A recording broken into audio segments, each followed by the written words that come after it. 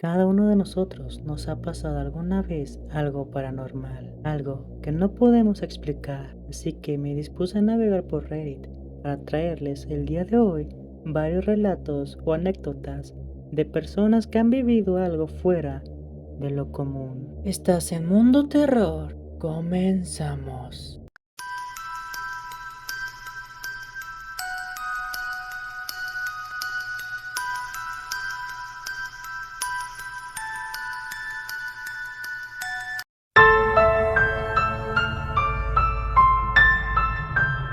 Tengo un recuerdo difuso de muy niño, 4 años o menos quizás, y un hombre sin cabeza hablándome, obviamente usando sus manos, en la sala de mi casa. Solo que yo recuerdo haber corrido al cuarto de mis hermanos, pero me cuentan que me encontraron mirando fijamente una esquina de la sala.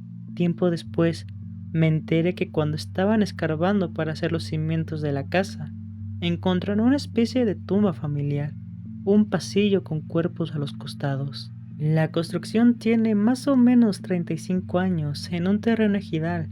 A lo que me cuentan, la tumba se dirigía a un terreno adjunto, la entrada en el terreno de mis padres y el resto en otro sin construcción en ese momento.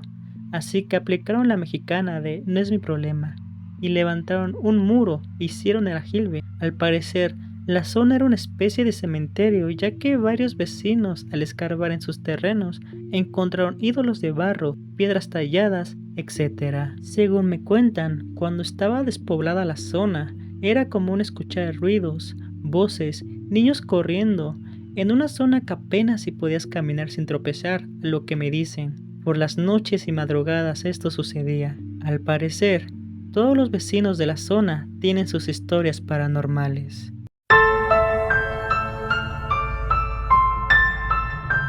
Yo tengo también una historia que me pasó a mí en mi casa. Lo único que recuerdo fue que ese día fui al baño, pero antes de llegar vi en la puerta entre la sala y la cocina a una mujer vestida de blanco y con cabello negro y largo. Esta mujer tiene un gran parecido con la Llorona. Cuando la vi, me dio un gran escalofrío en todo mi cuerpo que me impidió ir al baño.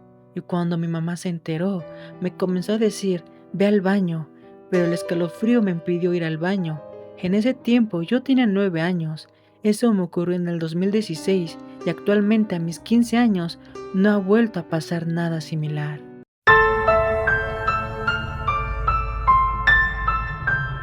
Yo soy de un pueblito del sur de Veracruz y cuando era niño se escuchaba que la gente contaba mucho sobre una mujer vestida de rojo que se veía en el campo. Siempre se veía que flotaba y algunos la veían como en medio de llamas, como si estuviera quemándose, pero el fuego no le hacía nada. Ahora, ya hace rato que no vivo ahí, así que no sé cómo está el asunto por estos días, pero eso era de lo más popular en los años 90 en aquellos rumbos.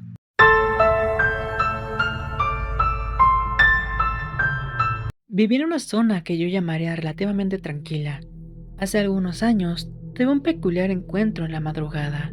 He trabajado de noche por años.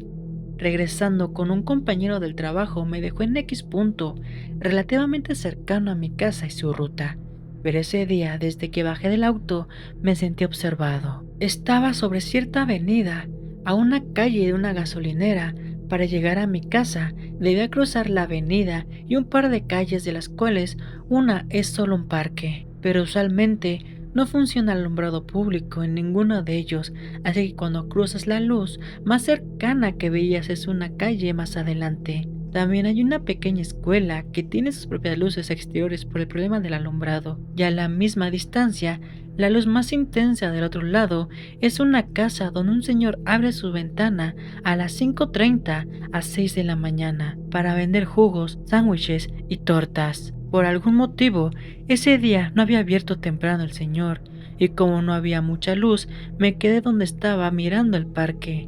De un lado son bancas techadas y del otro lado de la calle es una cancha de básquetbol rodeada de árboles, pero sentía que algo me miraba desde la cancha y pasé un buen rato mirando la cancha. Creí ver sombras moviéndose, como gente usando capuchas o sudaderas, pues no veías un estilo de pelo y las ligeras siluetas parecían iguales. Tras esperar una media hora mirando desde donde estaba, pude ver cómo las sombras se movían un poco más lejos y ya sin agacharse tanto, esperé unos minutos más y al poco rato pude ver encenderse la ventana del señor que vendía jugos. Ya con esa guía de luz me puse mis llaves a la mano y crucé el parque, pegado del lado contrario a la cancha. Al llegar a casa, le conté lo sucedido a un familiar y me fui a dormir. Me despertó alarmada alrededor del mediodía con una copia de esos periódicos chismosos, un tipo de periódicos locales con notas alarmistas donde mencionaban que en la cancha había aparecido un cadáver quemado. En ese momento, debido al grado de la combustión, no sabía si fue un hombre o una mujer. Si bien en retrospectiva pude haberme desviado a algunas calles y pasar por otro lado, una parte de mí no quería darle la espalda a la cancha y me sentía lo suficientemente lejano y seguro para poder correr en caso de ser necesario. Adicionalmente, esa misma semana entre mi familia se contaron la historia de lo que vi y lo que pasó, y aparentemente un amigo de mi primo le contó el mismo día que vio cómo quemaban a alguien en la cancha. En su versión, él regresaba pedo de una fiesta y por la hora que era ya no había transporte público para ir a su casa, así que decidió dormirse en el parque, del lado contrario al que yo llegué. Hay una parte de ese bloque donde fueron abandonados unos vehículos y siempre han estado ahí. Ya que no tenían puerta, se metió a una combi que daba espalda a la cancha de básquetbol y tenía enfrente una de fútbol rápido. A cierta hora de la madrugada, escuchó gritos o gemidos en sus sueños y empezó a despertar, pensando que era una pareja que fue a darse al parque. Se asomó por una de las ventanas de la combi y vio el espectáculo y las siluetas rondeando a la víctima. No sé, y no sabe si gritó al verlo, pero empezó a hacer ruido y cuenta que escuchó cómo gritaban que fueran por él o que seguía él. En cuanto bajó, corrió muchas calles sobre la avenida hasta llegar a Periférico y ya de ahí buscó cómo irse a su casa. No es precisamente una historia de fantasmas, pero sí da algo de inquietud ver algo tan gráfico pasar tan cerca de donde vives, en una zona donde normalmente no pasa mucho y que es considerablemente pequeña.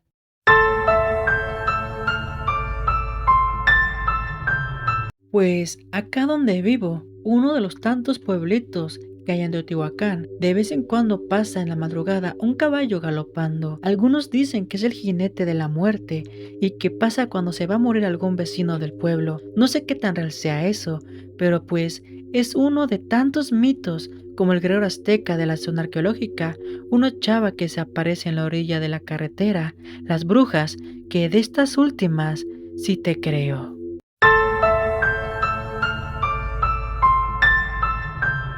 La casa de mi abuelo tiene algo, ya que varias veces hemos escuchado pasos en el techo, alguien limpiándose los pies en la alfombra, puertas azotándose en la noche. Recuerdo una noche en la que estuvimos todos mis primos en el antiguo cuarto de mis tías y mi mamá.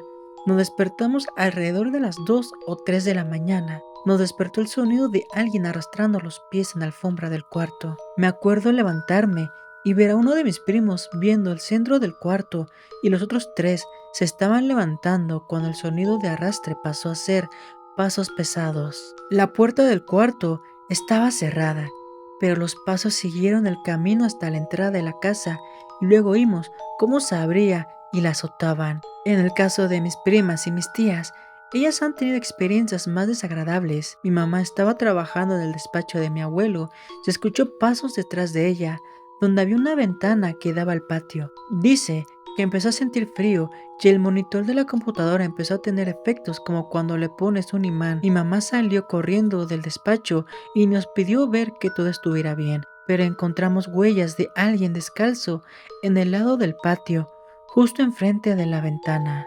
Mis primas nos cuentan que estaban jugando en la computadora cuando empezaron a sentir frío y el escritorio empezó a sacudirse violentamente y salieron corriendo asustadas. No encontramos nada, pero el escritorio estaba muy lejos de donde estaba originalmente y es un mueble muy pesado como para que mis primas pudieran moverlo. Un día Casualmente, me contó mi abuelo que cuando construyeron la casa, encontraron huesos de un adulto chaparro, con partes del tórax como cortados. Él vive en Cholula, Puebla, donde se supone fue la matanza de Cholula por parte de los españoles. Dice mi abuelo que quizá fue un cholulteca que murió durante ese episodio y que no supo qué hicieron los trabajadores con los huesos, que no reportaron el hallazgo para que el gobierno no les expropiara el terreno.